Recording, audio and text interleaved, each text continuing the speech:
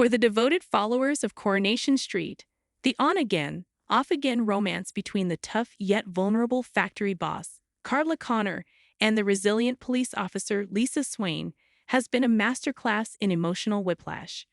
Dubbed Swirla by their ardent fanbase, their relationship has weathered storms of betrayal, deception, and profound heartache.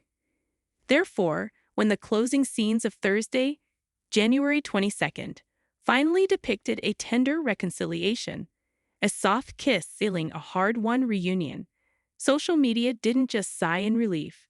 It erupted in celebratory joy, swiftly followed by a collective, impassioned plea to the show's producers. Let them be happy. This reunion was a milestone carved from months of intense turmoil, a narrative arc that began not with a simple quarrel, but with a resurrection from the dead.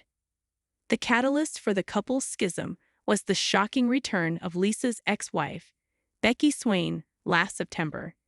Becky, believed to have died a hero's death in the line of duty 4 years prior, chose the most devastating moment to reappear. On the 18th birthday of her and Lisa's daughter, Betsy, and mere days after Lisa had proposed to Carla, leaving the factory boss happily wearing her engagement ring. Becky's return was no accident of fate. It was a calculated invasion. Having faked her death, she resurfaced with a singular, destructive goal: to dismantle Lisa's newfound happiness and reconstruct the family she had abandoned. Her manipulation was insidious and effective. Playing on Lisa's enduring maternal guilt and residual loyalty, Becky systematically sowed seeds of doubt about Carla's motives, positioning herself as Betsy's rightful mother and Lisa's true partner.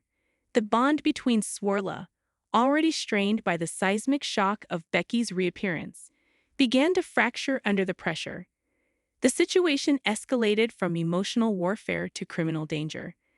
In a desperate bid to secure her fabricated future, Becky kidnapped Carla, imprisoning her in a chilling act of possession. Convinced by Becky's lies and fearing for her daughter's stability, Lisa made the agonizing decision to abandon her fiancé and flee the country with Becky and Betsy. It was a betrayal that cut Carla to her core, not only because she was left behind, but because her repeated warnings about Becky's true nature had been dismissed. Their salvation came from an unlikely alliance: Carla and DC Kit Green, a detective who had grown suspicious of Becky's story. Together, they unpicked the threads of Becky's elaborate deception, ultimately exposing her fake death.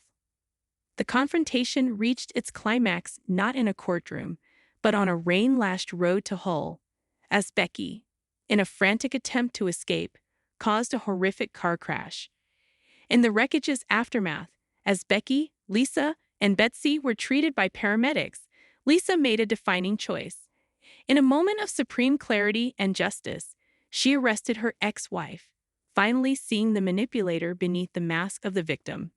Becky's subsequent sentencing to 12 years in prison removed the immediate threat, but it did not magically mend the shattered trust between Lisa and Carla.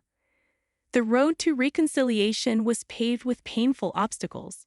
Carla, deeply wounded, carried the twin scars of betrayal: the terror of her kidnapping and the intimate knowledge that Lisa had slept with Becky during a period of estrangement. Lisa's apologies, though heartfelt, seemed insufficient against the scale of the hurt. For weeks, Carla maintained a wall of icy distance, the engagement ring conspicuously absent, their interactions strained with unspoken pain. The thaw began not with a grand gesture, but with a vulnerable, human moment. Following a drunken outburst from a remorseful and frustrated Lisa, Carla's instinct to care for her partner overrode her anger. The simple, domestic act of sorting a hangover cure became a silent language of lingering love. In the quiet that followed the storm, walls finally crumbled. Carla's whispered confession, "I love you," was a beacon after a long, dark night. They agreed to take things slowly, to rebuild with caution, but the magnetism between them was undeniable. Their kiss was a promise, fragile, hopeful, and deeply earned. Characteristically, Carla's resolve to take it slow was short-lived. Buoyed by the joy of their reunion, she marched into the rover's return and, with a flourish that was pure Connor, announced to her assembled factory staff that she and Lisa were back on. Ordering 2 bottles of champagne, she turned their private reconciliation into a public celebration, signaling to the world, and perhaps to herself, that this was real. It is in the aftermath of this hard-fought joy that the voice of the Swirla fandom has risen with singular clarity. The celebratory tweets and forum posts are uniformly tinged with a protective, almost weary, demand for narrative peace. User Lana Clains when one encapsulated the sentiment perfectly. SWARLA.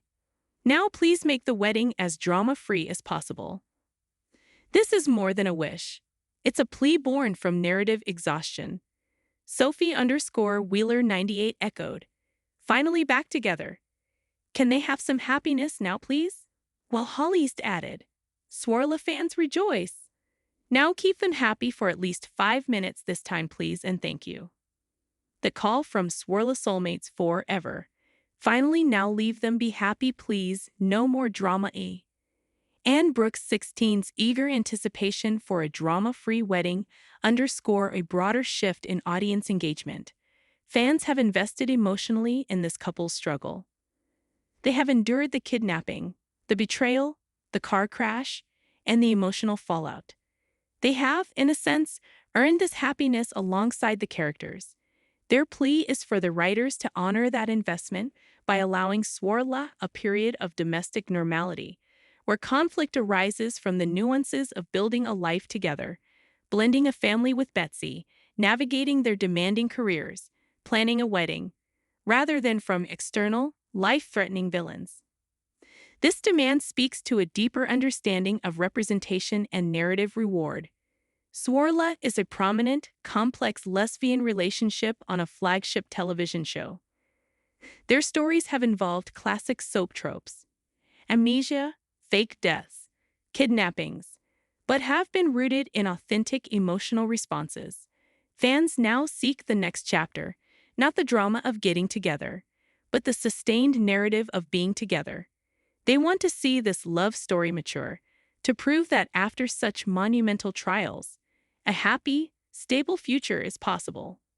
It is a request for the show to validate the couple's resilience by granting them a respite where their love is the foundation, not the battlefield. Whether the Coronation Street storyliners will heed this fervent fan request remains to be seen. Drama is, after all, the lifeblood of soaps. But the passionate response to Swirla's reunion is a testament to the power of long-form storytelling and deeply drawn characters. Fans have championed Lisa and Carla through hell and back.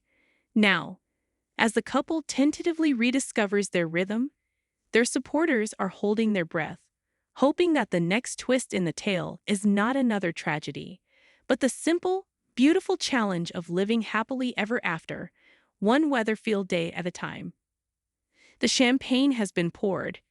The audience is hoping the toast is to a lasting peace.